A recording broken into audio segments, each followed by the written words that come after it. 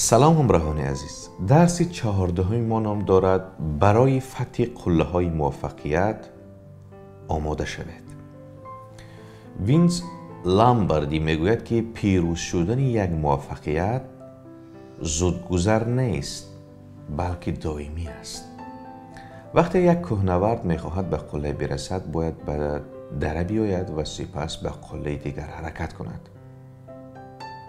زندگی و شغل شما مجموعه از قله ها و دره ها یعنی فراز و نشیب‌های است.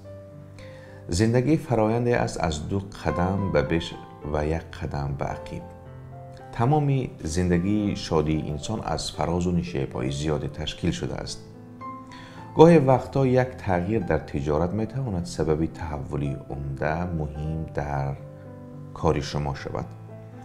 امروز میبینیم که اینترنت و گسترش تکنولوژی در تمام جهت باعث شده است که بسیاری از ایده ها و باورهای ثابت ما درباره روش انجام تجارت تغییر کند.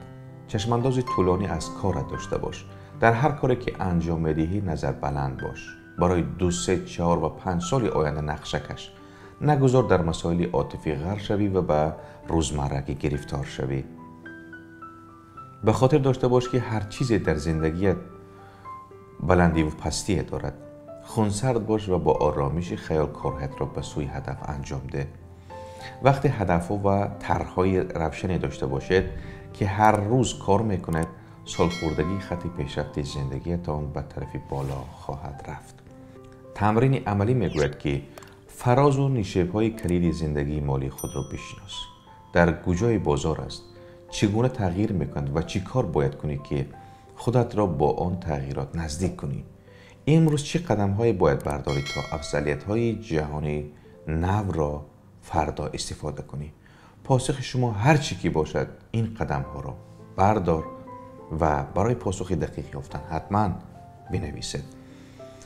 پایان درس 14 بود که عزیزان ما پیشکش شما گردانیدیم و باوری کامل داریم که شما از این درس ها چیز گرفته باشید. با امید پیروزی و سعادتمندی همه شما عزیزان تا درس‌های دیگر موفق و سربلند بمانید.